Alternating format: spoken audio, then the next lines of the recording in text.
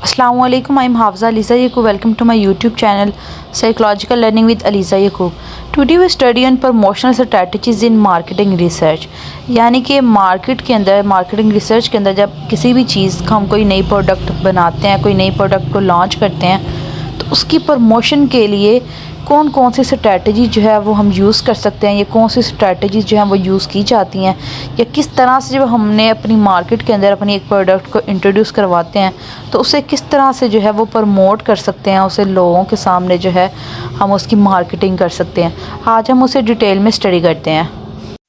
Promotional strategies are concerned with the planning, implementation and control of persuasive communication with customer. Promotion include advertising, personal selling, sales promotion and publicity of goods and services.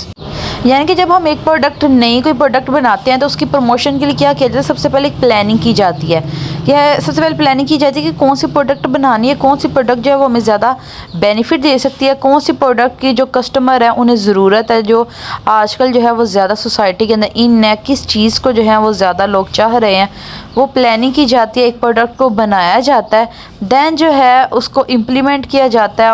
और communicate किया जाता है customers के साथ। जब एक product को बना लेते हैं उसकी प्लानिंग के बाद, उसको जो है आगे जब हम सेलिंग के लिए रखते हैं, मार्केटिंग के लिए रखते हैं, उसकी प्रमोशन के लिए, तब ये चीज़ देखी जाती है कि हम कस्टमर को किस तरह से डील कर रहे हैं, हमारा अंदाज़ किस तरह का है। हम डिफरेंट शॉप्स पे जाते होंगे जहाँ पे वही एक प्रोडक्ट होती है जो हम एक शॉप से जो है वो रिजेक्ट कर आते हैं, छोड़ आते हैं, और वही प्रोडक्ट जो है वो नेक्स्ट शॉप से जो है वो जो एक सेलर होता है वो हमें वही प्रोडक्ट जो है वो अपनी सेल कर देता है, हम उसकी प्रोडक्ट जो है वो परचेज़ कर लेते हैं। उसके पीछे जो एक रीज़न होती है वो यही होती है कि उनका सेलिंग मेथड क्या है, उनकी कम्युनिकेशन स्टाइल क्या है, वो किस तरीके से जो है वो परसुएसिव कम्युनिकेट कर रहे हैं, वो किस तरह से जो लोग हैं उनको वो हाइल कर रहे हैं कि वो हम जो है उनकी प्रोडक्ट को जो है परचेज़ कर लेते हैं। प्रोडक्ट की जो है वो सेलिंग के अंदर ये एक अहम जो पॉइंट होता है कम्युनिकेशन का, किस तरह से जो है कस्टमर के साथ कम्युनिकेशन की जाती है, कि अगर उन्हें प्रोडक्ट अच्छी नहीं लग रही तो हम किस तरह से अपनी प्रोडक्ट के अंदर जो है वो बेनिफिट्स उन्हें दिखा सकते हैं कि ये प्रोडक्ट जो है वो आपके लिए बेनिफिशियल है, तो वो उसे परचेज़ करें।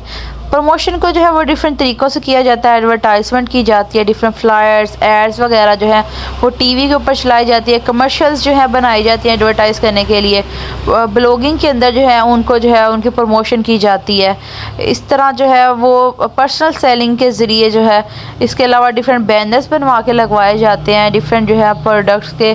फ्लायर्स बना के जो है उन्हें डिफरेंट जगह के ऊपर जो है वो शेयर की जाता है, ताकि ज़्यादा से ज़्यादा जो है वो प्रोडक्ट प्रमोट करे, लोगों को जो है उसकी अवेयरनेस हो और उसको परचेज़ करने की तरफ आएँ। जब भी कोई नई प्रोडक्ट को लॉन्च करते हैं तो उसको बनाने के अंदर जो है वो कुछ चीज़ों को मद्देनज़र रखा जाता है कि सबसे पहले जो है उसकी क्वालिटी को देखा जाए कि क्वालिटी अच्छी हो, उसकी पैकेजिंग अच्छी हो जो कि दूसरों को जो है वो मतवज्जा करे कस्टमर्स को, उसकी प्राइस ऐसी हो जो कि तमाम लोग जो है वो अफोर्ड कर सके। और उसकी प्रोडक्ट अगर उसकी जो प्राइस है वो बहुत ज़्यादा हाई होगी तो सिर्फ जो है वो अपर क्लास जो लोग हैं वो उसे परचेज़ कर सकेंगे, बाकी लोग नहीं ले सकेंगे। और अगर बहुत ही ज़्यादा लो होगी दैन भी लोगों का माइंडसेट जो है वो ये होगा कि इसकी प्राइस इतनी लो है तो यानी ये चीज़ अच्छी नहीं है। तो क्वालिटी अच्छी रखते हुए जो है उसकी प्राइस को भी जो है वो नॉर्मल रखा जाए। इसके अलावा कि लोकेशन देखी जाए, या ये देखा लोकेशन फॉर एग्जांपल उसके अंदर ये चीज़ आ जाती है कि हम किस बेस के ऊपर जो अपनी प्रोडक्ट को लॉन्च कर रहे हैं, हम वो मेल्स के लिए रख रहे हैं, फीमेल्स के लिए रख रहे हैं, इन चीज़ों को भी जो है वो मद्देनज़र रखा जाए। और दैन जो है उसकी हमने प्रमोशन किस तरह से करनी है, प्रमोशन जो है वो किन चैनल्स के ज़रिए करनी है, किस किस तरीके से करनी है प्रमोशन, वो चीज़ भी जो है हमारी मार्केटिंग के ऊपर बहुत ज़्यादा इफ़ेक्ट करती है। इसमें सबसे पहले आता है कि सिलेक्शन ऑफ मीडिया, कि किन मीडिया के ज़रिए जो प्रमोट करना है, किस तरह से प्रमोट करना है। फिर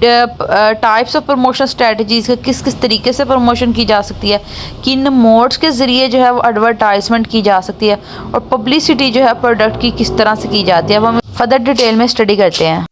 Selection of media advertising. Media selection is the process of choosing the most efficient media for an advertising campaign. कि किस मीडिया के ज़रिए जो है वो एक मीडिया चूज़ किया जाता है कि किसके ज़रिए जो अपनी प्रोडक्ट को प्रमोट करना है। सबसे पहले बजट देखा जाता है कि बजट क्या है हमारी प्रोडक्ट बनाने का। फिर प्रोडक्ट बना के देखा जाता है कि हमारा टारगेट क्या है, किन लोगों को हमने वो जो है वो सेल करवानी है, कौन हमारी प्रोडक्ट खरीदे, फोकस उस चीज़ पे करना है। दैन जो है वो हमने देखना है कि क्या हमारी स्ट्रेटजी काम वर्क की है कि नहीं की। मार्केटिंग फ़नल के ज़रिए हम अपनी जो है प्रोडक्ट को उसको जो है ज़्यादा मार्केटिंग कर सकते हैं, उसकी प्रमोशन कर सकते हैं कि लोगों को उसके बारे में अवेयरनेस दें, उसके बेनिफिट्स वगैरह बताएं, उसके बारे में अपनी प्रोडक्ट के लेके जो है डिफरेंट वेबिनार कोई इवेंट अरेंज करें ताकि लोगों को उसके अंदर जो है उसके बारे में अवेयरनेस पैदा हो। यानी सबसे पहले एक प्रोडक्ट बनानी है, उसको जो है लोगों के सामने शेयर करना है, दैन जो है उसको अवेयरनेस लोगों को बताने के लिए उसके वेबिनार्स वगैरह अरेंज, दैन जो है फ्री उन्हें ट्रायल्स दिए जाए। फॉर एग्जांपल कोई जूस वगैरह बनाया जाता है तो वो भी लोगों को जो है फ्री टेस्ट करवाया जाता है ताकि लोगों को उसके बारे में पता चला, और तब जो है लोग उसके बारे में अपना नज़रिया देते हैं, पॉइंट ऑफ व्यू देते हैं। इसके ज़रिए हमें पता चल जाता है कि ये प्रोडक्ट जो है वो हमें फर्दर आगे बनानी चाहिए कि नहीं बनानी चाहिए, कितने लोगों ने जो है इस चीज़ को पसंद किया है। Two types of promotional strategies होती है, एक पुश स्ट्रेटजी होती है, एक पुल होती है। पुश के अंदर क्या होता है कि हम लोगों को अपनी जो प्रोडक्ट है वो दिखाते हैं डिफरेंट वीडियोस के ज़रिए, और पुल स्ट्रेटजी के अंदर क्या है हम अपनी प्रोडक्ट को डिफरेंट जो है वो बैनर्स वगैरह के ज़रिए, डिफरेंट ऐड के ज़रिए जो है सोशल मीडिया के ऊपर जो है वो जाके शो करवाते हैं। एक के अंदर हमने डायरेक्ट जो अपनी प्रोडक्ट को दिखा रहे हैं कस्टमर्स को लोगों के आगे, दूसरे के अंदर हम क्या कर रहे हैं कि अपनी प्रोडक्ट को डिफरेंट जो है वो बैनर्स के ज़रिए, एड्स के ज़रिए जो है लोगों तक पहुँचा रहे होते हैं। मोड ऑफ एडवर्टाइजमेंट में देखा जाए कि किन मोड के ज़रिए हम अपने प्रोडक्ट को जो है वो प्रमोट कर रहे हैं। यूट्यूब के ऊपर उसकी ऐड दे रहे हैं, गूगल पे उसकी ऐड दे रहे हैं, फेसबुक पे उसकी ऐड दे रहे हैं, ट्विटर पे, और डिफरेंट जो प्लेटफॉर्म्स हैं उनके ज़रिए हम अपनी प्रोडक्ट जो है उसको लॉन्च कर रहे हैं, वहाँ पे हम अपनी प्रोडक्ट की प्रमोशन कर रहे हैं। अपनी प्रोडक्ट की हम जो है टीवी के ऊपर जो है वो हम प्रमोशन कर सकते हैं, डिफरेंट जो है ईमेल करके लोगों को, और डिफरेंट तरीक़ों से जो है फ़ोन एडवर्टाइजमेंट के थ्रू जो है अपनी प्रोडक्ट की जो है हम प्रमोशन कर सकते हैं। Psychology can help persuade customer into buying product, कि हम साइकोलॉजी में क्या हमने बेसिकली देखा कि हम किस तरह से कस्टमर जो है उसको हम इतना कर सकते हैं, उसके ऊपर जो अपना इफेक्ट डाल सकते हैं कि कस्टमर जो है हमारी प्रोडक्ट को जो है परचेज़ करे। जैसे कि सोशल साइकोलॉजी के अंदर भी हम इस तरह के डिफरेंट टॉपिक्स को स्टडी करते हैं, और इधर भी हम देखेंगे कि हम एक मार्केटिंग जो है, मार्केटिंग को हम साइकोलॉजी के अंदर क्यों पा रहे हैं, या साइकोलॉजी जो है वो किस तरह से मार्केटिंग के अंदर जो है वो उसके साथ जो है वो कंबाइन करिए मिल रही है। तो वो इस तरह से मिल रही है कि जब हम एक अपनी प्रोडक्ट को हम घर से एक माइंड बना के जाते हैं, फॉर एग्जांपल कि हम जो है एक ब्यूटी प्रोडक्ट जो है वो परचेज़ करने जा रहे हैं, तो वही एक प्रोडक्ट जो है हमें एक जो है वो सेलर दिखाता है, लेकिन हम उसके स्टाइल से इम्प्रेस नहीं होते। हमारी जो साइकी है हम उसके ऊपर हम कम्युनिकेशन का बहुत ज़्यादा इफेक्ट आता है, हम डिफरेंट और ज़्यादा जो है चीज़ों को इस तरह से देखते हैं कि कौन जो पर्सन है अपनी प्रोडक्ट को किस तरह से हमारे सामने एक्सप्रेस कर रहा है। अगर हमें उसका वे ऑफ एक्सप्रेसिंग जो है वो पसंद आ जाता है, देन जो है हम उसकी प्रोडक्ट को परचेज़ कर लेते हैं, नहीं तो हम वही प्रोडक्ट जो है वो रिजेक्ट कर देते हैं, और नेक्स्ट शॉप से जाके हम वही जो प्रोडक्ट है उसका जो सेलर होता है हमें इस तरह से उस प्रोडक्ट के बेनिफिट्स बताता है कि हम उसको जो है परचेज़ करने के ऊपर जो है वो एग्री हो जाते हैं। इस तरह देखा जाता है कि एक सेलिंग जो कर रही एक प्रोडक्ट को जो सेल कर रहा है, जो एक सेलर है, उसका अंदाज़ जो है वो किस तरह से जो दूसरा पर्सन है उसकी साइकी के ऊपर इफ़ेक्ट करता है। सोशल साइकोलॉजी में भी बेसिकली यही होता है कि सोसाइटी से हम किस तरह से जो है परसुएड होते हैं, किस तरह से हमारी साइकी जो है सोसाइटी जो है वो बनाती है, कि जब वो अपने उस प्रोडक्ट के बेनिफिट्स वगैरह बताते हैं तो किस तरह से जो सेकंड पर्सन है वो उस प्रोडक्ट को बाय करने के ऊपर जो है वो एग्री हो जाता है, उसको वही जो प्रोडक्ट है जिससे वो पहले रिजेक्ट करके आया उसे वही जो प्रोडक्ट है वो अच्छी लगने लग जाती है। पब्लिसिटी में बेसिकली ये देखा जाता है कि हम अपनी प्रोडक्ट को किस तरह से पब्लिकली जो है वो रिवील कर सकते हैं, किस तरह से हम अपनी प्रोडक्ट की प्रमोशन कर सकते हैं, किन चैनल्स को यूज़ करते हुए या किन मीडिया साइट्स को यूज़ करते हुए, और पेड पब्लिसिटी करनी है या अनपेड पब्लिसिटी करनी है, और अपनी प्रोडक्ट को जो है किस तरह से पब्लिसिटी किया जाता है। साइकोलॉजी ऑफ एडवर्टाइजमेंट के अंदर देखा जाता है कि जैसे कि हमारी साइकी जो है वो ज़्यादा कुछ कलर्स के ऊपर जो है वो डिपेंड करती है, कि डिफरेंट जो ब्राइट कलर्स हैं वो हमें जो है मतवज्जा करते हैं, या हर इंडिविजुअल को जो है अपने अपनी पसंद का एक अलग-अलग कलर लग रहा होता है, तो वो जिस प्रोडक्ट की पैकेजिंग को अपनी जो है पसंदीदा कलर के अंदर देखते हैं तो उसे वो परचेज़ करने की तरफ आते हैं। तो अगर हम अपनी एडवर्टाइजमेंट के अंदर जो है डिफरेंट कलर्स को लेके आएँ, डिफरेंट इस तरह जैसे बच्चों के लिए ज़्यादा क्या चीज़ें होती हैं कि एनिमेटेड मूवीज़, एनिमल्स वगैरह उन्हें पसंद होते हैं, इस तरह की चीज़ें हम अपनी प्रोडक्ट के अंदर ऐड करें उनकी प्रमोशन के अंदर, या जैसे कि आगे ये बर्गर की पिक्चर दिखाई जा रही है कि किस तरह से उसको जो है वो रिप्रेजेंट किया जा रहा है। तो ये जो चीज़ें हैं ये एक पर्सन की साइकी जो है उसके ऊपर इफ़ेक्ट करती हैं, उसको जो है वो परचेज़ करने के ऊपर जो है वो एग्री करती हैं। क्रिएटिंग इफेक्टिव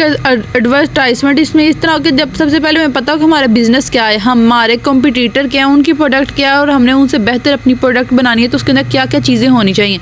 फिर देखना कि मार्केट के अंदर उनकी अपनी पोजीशन क्या है, एक थीम बनाना अपनी टारगेट ऑडियंस को कि किसको हमने अपनी प्रोडक्ट किन लिए बनानी, कोई बच्चों के लिए कोई पैम्पर वगैरह बनाना है, फीमेल के लिए कोई ब्यूटी प्रोडक्ट बनानी है या मेल के लिए कोई प्रोडक्ट जो है वो बनानी है। फिर कि अपनी प्रोडक्ट बना के उसकी एडवर्टाइजमेंट करना और देखना कि क्या रिजल्ट निकला है। इस तरह जो है अपनी एक प्रोडक्ट को बना के मार्केटिंग के अंदर जो है उसकी पब्लिसिटी की जाती है। Advertising effectiveness is a method used to determine if a brand marketing effort are hitting the mark। यानी कि सबसे पहले कि मार्केट के अंदर अपनी पोजीशन को देखना कि हम मार्केटिंग है किस चीज़ की, मार्केट किसकी है, उसके अंदर हमने किस मार्क को जो है वो हिट करना है, यानी कि एक जो टारगेट है वो क्या है। दैन अपनी ऑडियंस को देना कि ऑडियंस क्या है, किन को हमने टारगेट करके उनको अपनी जो प्रोडक्ट है उसे सेल करना है। दैन जो है उसके ऊपर वर्क करना और जो है अपनी जो प्रोडक्ट है उसको सेल करना। Advertising research is a systematic process of marketing research conducted to improve the efficiency of advertisement. यानी कि मार्केटिंग के ज़रिए जो है हम प्रोडक्ट को एडवर्टाइज जो है वो किया जाता है। डिफरेंट बैनर्स के ज़रिए कंपेन की जाती हैं, मीटिंग्स या इवेंट अरेंज किए जाते हैं जहाँ पे प्रोडक्ट के हवाले से बताया जाता है, या वेबिनार्स जो हैं वो अरेंज किए जाते हैं। सोशल मीडिया ऐप्स के ऊपर जो है उनके फ्लायर्स वगैरह जो है वो बना के शेयर किए जाते हैं जिससे जो है प्रोडक्ट उसकी प्रमोशन हो सके। एक इफ़ेक्टिव एडवर्टाइजमेंट स्ट्रेटजी ये होती है कि सबसे पहले जो है कंपनी अपना स्टार्टअप ले, अपने टारगेट ऑडियंस को देखे, अपना प्रोजेक्ट देखे, दैन जो है वो देखे कि उसके बाद वर्क किस तरह से करना है, अपना स्टाइल क्या रखना है, कि लोगों को पर्टिकुलर लोगों को टारगेट रखना है, सक्सेस रेट करेगा एक उसका जो है वैसे ही एक आउटलाइन जो है वो खाका बनाए। दैन जो है अपने प्रोडक्ट अपना जो प्रोजेक्ट है उसका एक थीम रखें, अपनी टाइमलाइन बनाएं, स्टेक होल्डर्स के साथ शेयर करें, अपने बजट देखिए और प्रोडक्ट बना के उसके ऊपर जो है उसकी परचेज़ जो सेल है वो शुरू करें। An effective advertising strategy is one that successfully encourage your target audience to take specific action। यानी कि कुछ स्पेसिफिक एक्शंस लेने ताकि टारगेट ऑडियंस तक पहुंचा जाए। जब कोई प्रोडक्ट बनानी होती है तो उससे पहले डिसाइड करना होता है कि अपनी जो प्रोडक्ट है कोई बच्चों के लिए, कोई बेबी केयर के लिए बनानी है, कोई फीमेल्स की ब्यूटी के लिए बना रहे हैं या कोई मेंस के लिए बना रहे हैं, कोई परफ्यूम इस तरह लॉन्च कर रहे हैं या क्या। इस तरह अपनी टारगेट ऑडियंस को पहले स्पेसिफिक करके दैन जो है डिफरेंट स्ट्रैटेजीज़ और गोल्स बनाए जाते हैं कि किस तरह से अपनी जो टारगेट ऑडियंस है उसको मतवज्जा करना है। फॉर एग्जांपल अगर कोई फीमेल के लिए, कोई बच्चों के लिए बनाई गई है तो बच्चे जो हैं कोई बिस्किट ही फॉर एग्जांपल अगर बनाया गया तो बच्चे जो हैं वो ज़्यादा एनिमल या एनिमेटेड मूवी से जो है वो होते हैं इंस्पायर। तो ऐसी जो उसकी कोई एक कमर्शियल बनानी है, उसको जो एडवर्टाइज़ करना है जिस तरह से, तो वहाँ पे जो है वो एनिमल्स वगैरह इन चीज़ों को जो है ऐड ऑन किया जाए, कलर्स को ऐड ऑन किया जाए। इस तरह जो है अपने स्पेसिफिक गोल्स रख के जो टारगेट ऑडियंस है उसको जो है मतवज्जा किया जाता है। ये थी हमारी आज की वीडियो। उम्मीद है आपको वीडियो पसंद आई होगी। Like the video and subscribe the channel. Thank you so much. Thank you for watching.